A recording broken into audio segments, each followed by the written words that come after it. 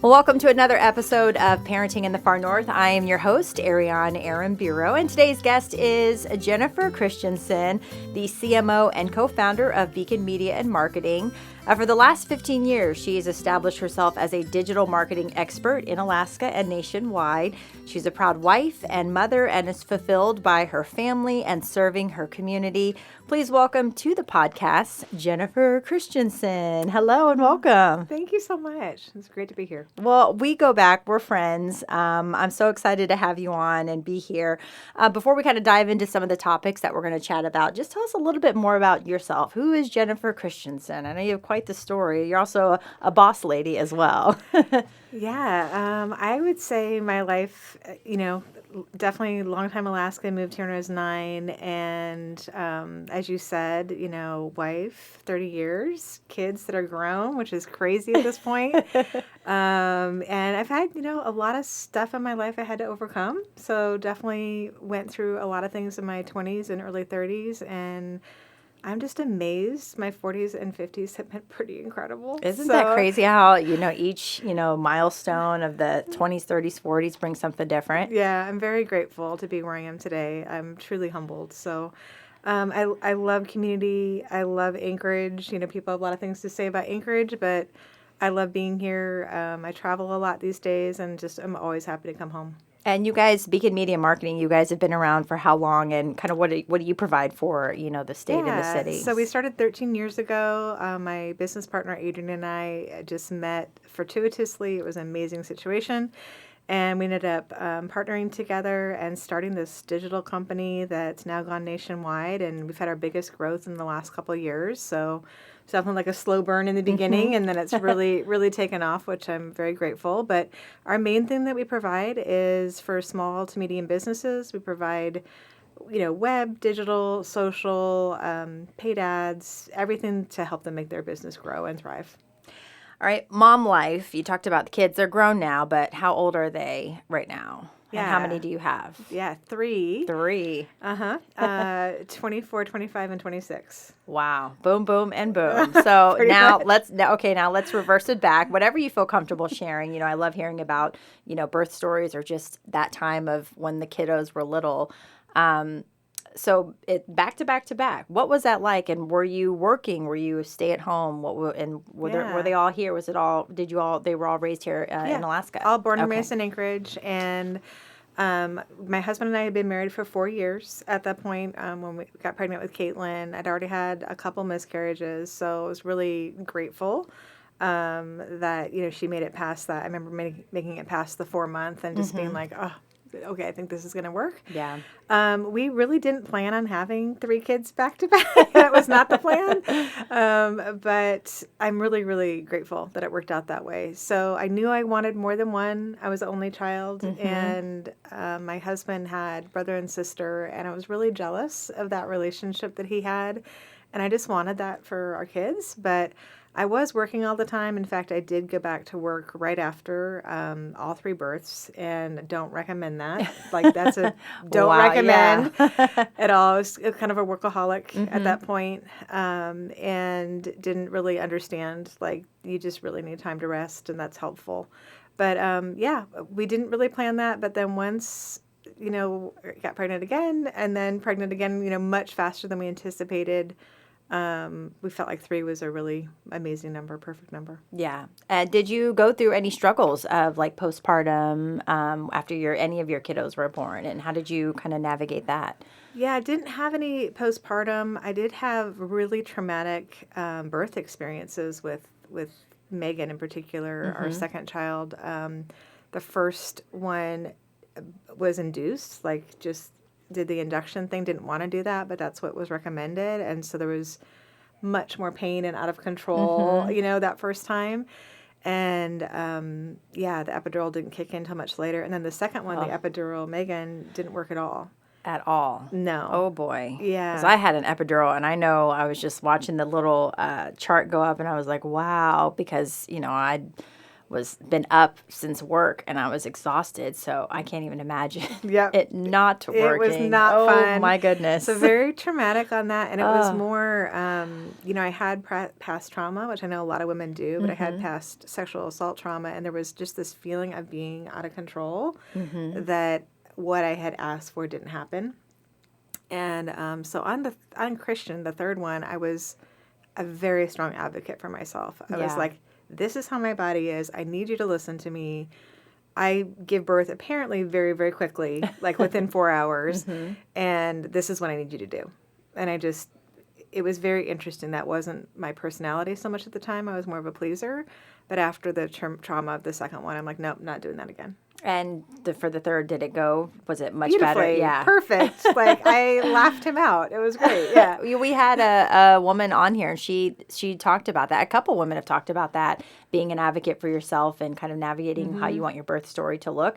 You said for your third, I've only had the one, so I didn't really kind of know, like, this is what I think it needs to happen. I'm grateful that I had a good birth experience with my daughter, but what would you say to women out there who maybe this is their first, or maybe they did have a traumatic birth with their first and are getting ready to go for the second but aren't quite ready to, like, speak up? Or what does that look like? Because the doctors are supposed to, and nurses, kind of, we lean to them, especially during pregnancy and birth. Yeah, that's a great question. I've talked to many women in not necessarily the birth capacity, but just about how there is such a thing in our culture, and I hope that it's getting better, but especially, at that time, that was 90s, just feeling like you were supposed to listen to authority around you and not pay attention to yourself. So I think my advice is, you know yourself better than anybody can know you, even a doctor. And yes, they're the experts in medicine or in healing, but you have that in yourself. And so when your body's telling you something, it's giving you those signs. Speak up and do not let it go. And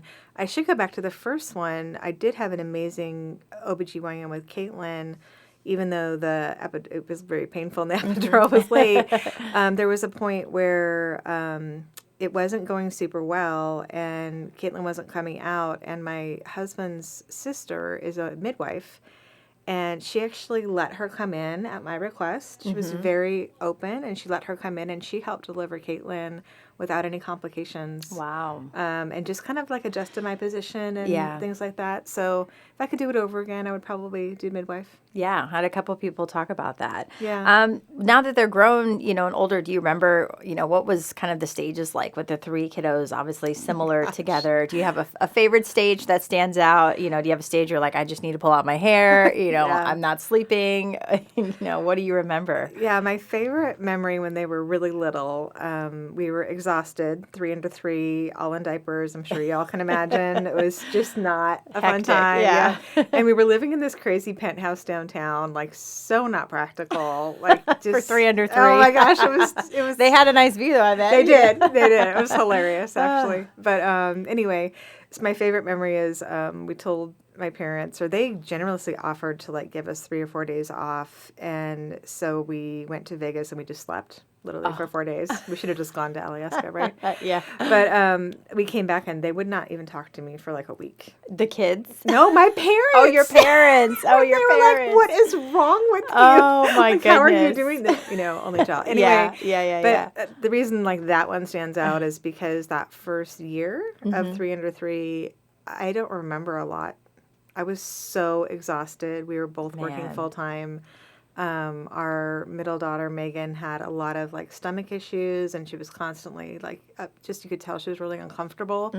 And so we would just trade off like sleeping at night. And I really don't remember a lot of that. So I feel sad about that. I missed a lot of that part.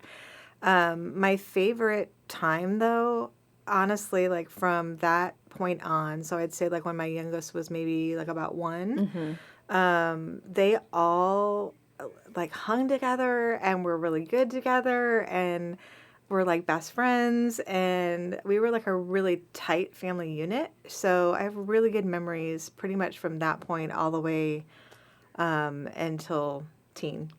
I was gonna say, here come the teens. What was teens like? Is it what every people say? They're like, oh, wait till they get to their teens, and you want to be like, no, not my kid. But I mean, I don't know. I felt a little, I don't want to say prideful, but I think I did feel prideful because we did not have any issues with our oldest at all.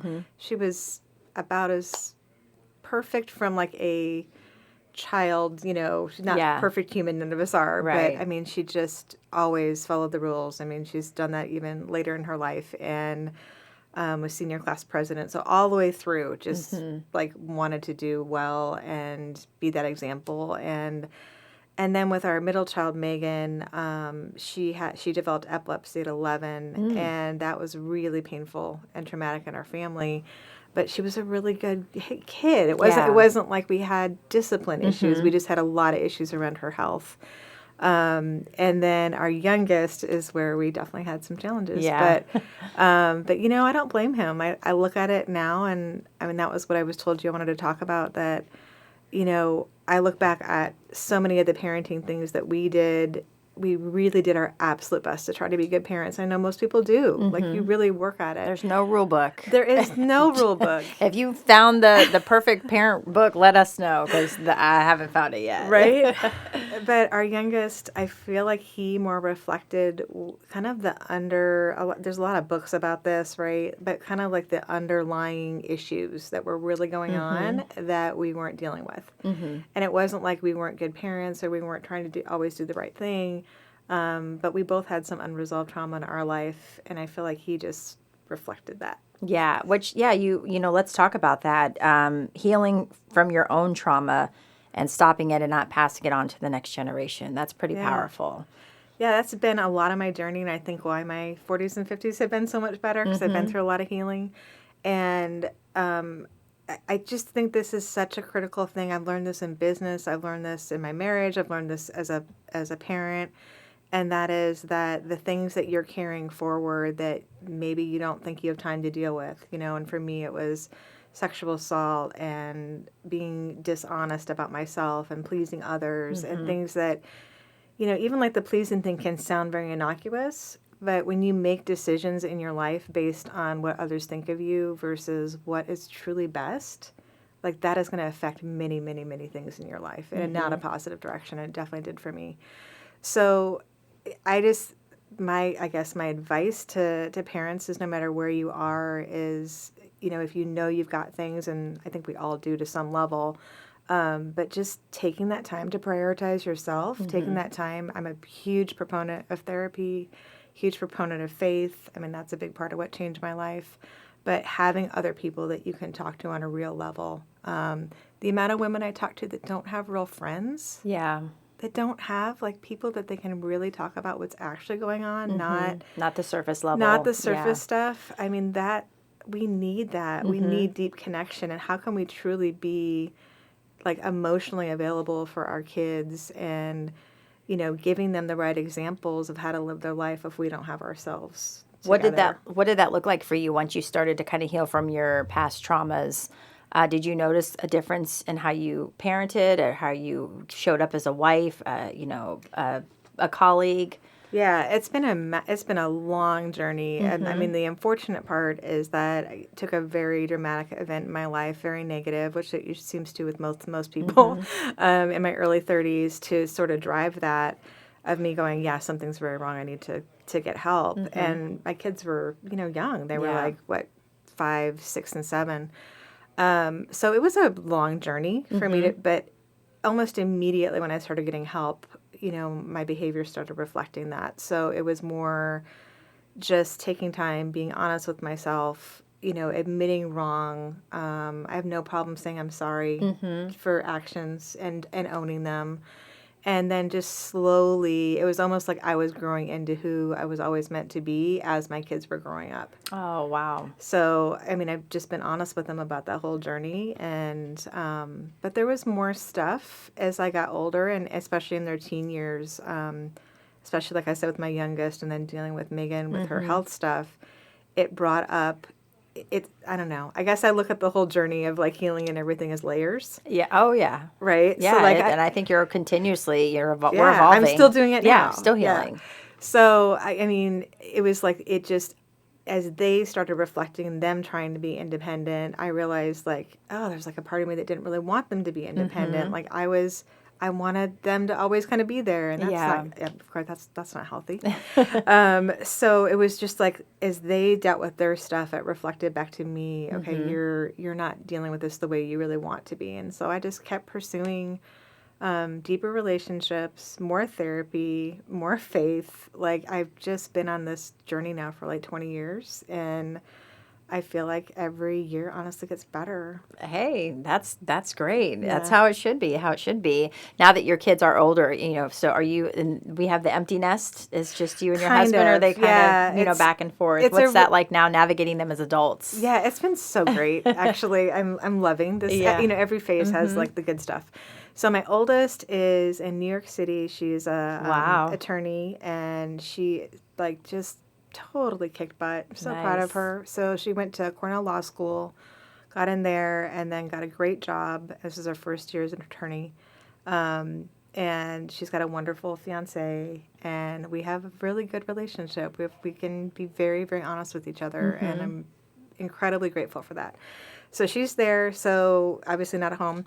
Our middle daughter was supposed to go back to, she's in college full time, but she was supposed to go back to dorms this year, but she had another seizure. So she's been on and off with that, and we're trying to still get to the bottom of that. So she's still with us, but very independent. Yeah. And then our youngest son is in college and working, and he's on his own. Nice. Yeah. So I'd say about as close as we could be. No, it's fun.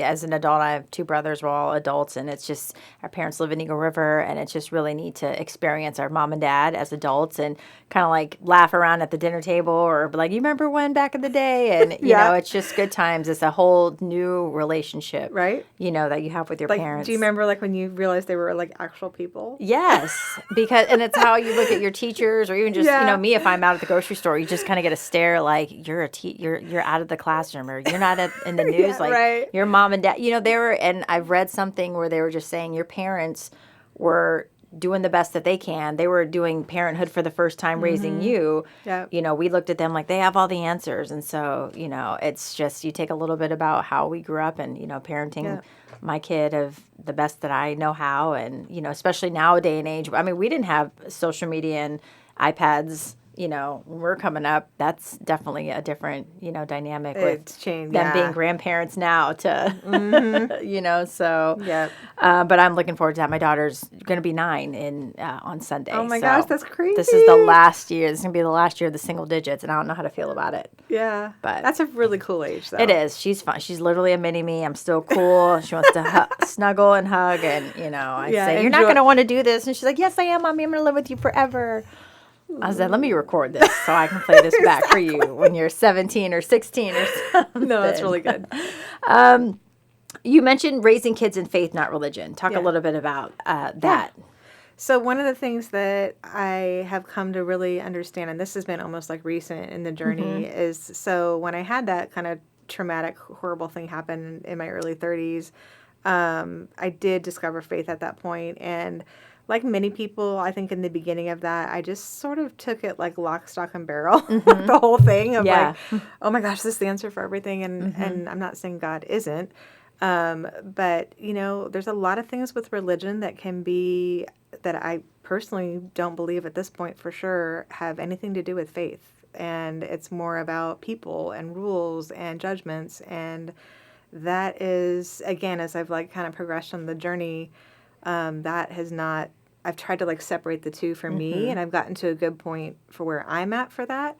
But I look back at some of the stuff with my kids. Yeah. And I'm like, okay, like just setting up like rules and saying this is right and this is wrong, and not really allowing people to be people and letting them make their own choices and their own mistakes and all of that. Like I kind of went that hardcore direction. Like I didn't let them listen to like any secular music till they were like 15. Yeah. Things that, and however you guys You're feel trying to protect them maybe from like, I think I'm doing the right thing, but. Yeah. And I definitely got feedback, from all of them on that of, more later in life, especially from my oldest of, Mom, like you protected us so much. Like we didn't know how to like even navigate these situations once they did kind of face it. And so I thought I was talking to them about it, but when you've got that religious component, I mean, there's a lot of religious trauma that's going on in our culture even right now, all over the place. I mean, you hear it a lot from the younger generations of, yeah, it's not that they don't believe in faith or that they don't have that part of it, but they don't feel like it's speaking to them who they are. So I don't know. I don't know that I have even all the answers for this one at all. I just think it's important to have the conversation.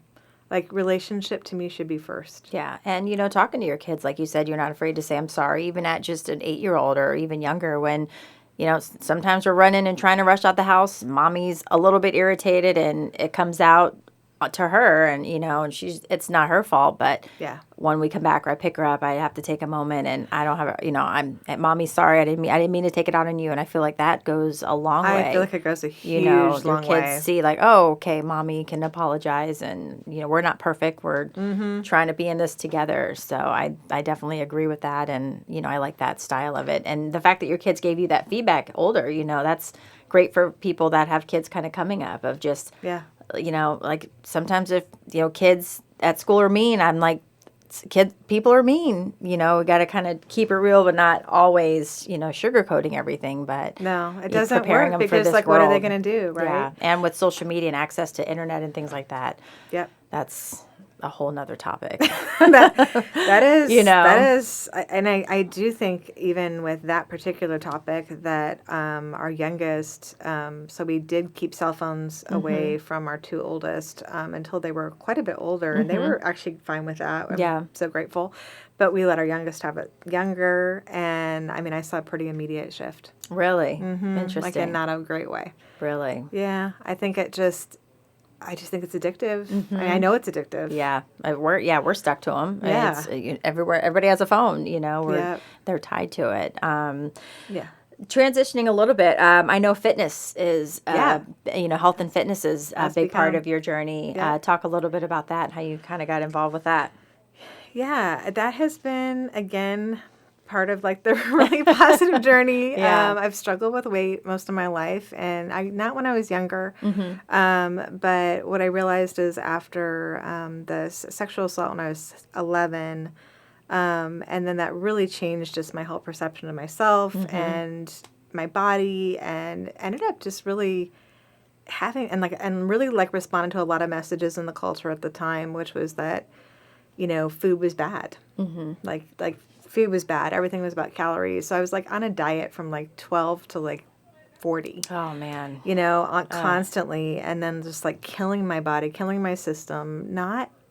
There just became this point where I was I just kept getting heavier and heavier and heavier, almost up to 250, and in my 40s, and there just became this moment where it's okay, none of this is working. Obviously. Yeah. Right? And so I just started really small, and I started with what I actually enjoy, which is exercise. I know not everybody does. Yeah. But I started with that, and I was I'm not even going to deal with the food. I'm not even going to worry about that. But I started with just moving my body and starting to feel better and liking myself and not being so mean and saying horrible things to myself all the time that. And again, realizing I was putting on my kids. Not that I ever said anything to them, right? But they're still seeing the way I'm acting. Yeah. Right. They're how you're treating yourself and what you're saying to yourself. Yeah. And so that was put in my face a couple of times. Of just why are you talking about yourself this way? And then, so that started to become this positive thing. And then I have this amazing friend, Rosalind, who is a former chef. And I started talking to her for the first time about this is my feelings about food. And I don't know how to cook. And I wasn't raised to cook. I don't know any of this stuff. So I always do processed foods. And really, she literally taught me how to cook. Really? Yeah, she's such an incredible friend. Oh, but that's exciting. she we just started learning to. I mean, she knows everything. I don't know why basics. she didn't learn, but yeah, she really did. She helped me just kind of come back to what food really is, which is fuel, and food is beautiful. It's a wonderful thing when we do it well, right? And this has been a 6-year journey that I've been on with this, and I've lost over 50 pounds, and that's been awesome, and I feel great. Wow. Still not where I want to be, but I just don't hurt myself about it. Yeah, there's I no don't timeline. You're like, I'll get there, you know? Yeah, I just feel better, and I can do things. I've started hiking. I've started like doing things I really enjoy. Go on walks all the time, and it's just not about the outcome. It's about just being good to myself. I want to live for a long time. Yeah. I want to have a good life and be healthy and stick around. And like when you're in your 50s, you start thinking about, oh yeah, like yeah, usually people that are older, I don't want to be unhealthy in my 60s and 70s. So that's been good, and I feel like that's been a really good thing. Even I've had great conversations with my girls, especially about this. The transition, the shift. I love that. Yeah. Well, congratulations. Thank you. All right. Well, what's your like go-to dish now? What are you like famous for now that you can Ooh. cook? Or what do you love to make? I mean, I love appetizers. Me too. I could just eat appetizers same. all the time. Yeah, just graze. I just graze on appetizers. Yeah, definitely love a good charcuterie board. Making that, and I think the best thing that I probably make right now is like my healthy chicken fajitas, like Mexican food I could eat every single day. I can't see. You're just saying my love language. Yeah. So some people are like, I love sweets. I'm like, I can eat chips and dip every and day, salsa every single day. Every single day. Yeah. So I have worked it into a healthy version of that. I love that. Okay. And that's been great.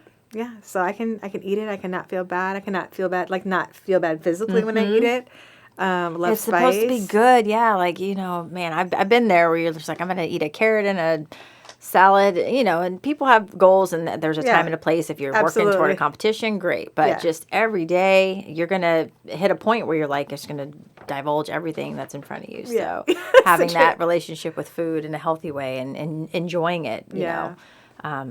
Because other countries do. I was recently in Portugal, and like food is everyone's love language, and they're just out enjoying and kissing you on cheek to cheek and try this. And like, how did we get? And that's more like what Roz is like too, right? I mean, it was so irritating when I first met her. I mean, we laughed about like what we thought of each other when we first met each other. Yeah. But I was just like, how are you like so happy about food? Like, why? Why do you get to be like that? Like, it's not right. But it is. It is. It should be love and like hospitality and not make you feel like crap. Yeah, no, I totally agree. Yeah. Well, you are from Alaska. You've been here. You're in business here. We're kind of getting into these darker winter months, which anyone, you already know, just it gets kind of tough. Yeah. What would be your advice for just women, new moms, just kind of going into this stretch, even though still needing to get outside, but who wants to always throw on a snowsuit and things like that, and you're in the dark, When I didn't used to like winter stuff, I've gotten better. Like, 'cause it's just, you just realize like, okay, if I do get out there, it's better. But a couple of my hacks when my kids were growing up is, I would just go to the gym, and they loved like the play place at Alaska Club. Yeah. And so get that was them out there too. Yeah, it was a couple of days a week, so that was great. I mean, and that was like definitely a good break. And I think as much as like, even if you're just going out to the bookstore, I just think it's important to get out of your house. Yeah. I really do. I think it's important to get out. Some of our favorite things to do, it's very simple. Like even in the winter, you can still drive down to Girdwood and go walk like Virgin Creek Trail. You can do Byron. Like do the Wildlife Center. I mean, I still do that now, like play tourist. Yeah, and same. It just, there's something about like you get out of Anchorage, you get on that highway, and little road trips and things like that, I think are absolutely key. So everybody's got different things that they enjoy doing. I think one of my biggest regrets as a mom, and again, talk to my kids about this, is that we had them in church a ton, and there's nothing wrong with that. That was like great activities that they had with other kids, but I also wish we would have had them in sports. Yeah. I really do. I wish we would have had that piece of it, because that becomes then like a lifelong habit. It does, yeah. And it's activity that you're doing all winter long, depending on what you choose. We did have them in swimming for quite a while, and that was really good. But that's like the advice I have. I think we did this really well. We tried to do stuff that everybody could do together. So instead of like dropping them off at multiple different places and then you're not doing anything, we tried to like, okay, what can we actually do that we can all do something active together? I love that. And that was really positive. That's awesome. I love that as a family. Yeah. Well, that's all I have for you. I know with my guests, I leave them with kind of the last word, anything that you want to say, words of wisdom. So I will give the floor to you if you want to share anything about what we chatted about or expound upon. this is your time for that. I would just say the things that I thought were being selfish, which was taking care of myself, taking time for therapy, being active, the things I thought, like I'm taking away time from my kids, especially as a working mom, because I was a working mom my whole life. Yeah. Absolutely not selfish. They're foundational. Like, and I mean, we all know this, like, logically, the thing of, like, put your mask on before you put your kids Yeah, on. it's easier said than, yeah. It's way easier said than done. Mom guilt is a real thing. Is a real thing. Yeah. But I look back at the decisions I made, and every time I would make decisions that were more for my health and my well-being, it just made me a better mom and a better example for them. And so I wish I would have done more things along those lines. That's my one advice. Well, thank you for sharing that. I know a lot of people listening will definitely appreciate that as well. And thank you for sharing your journey and your story with us. We appreciate it. Thank you. It was great. And thank you all for listening, of course, to another episode of Parenting in the Far North. And don't forget to like and subscribe.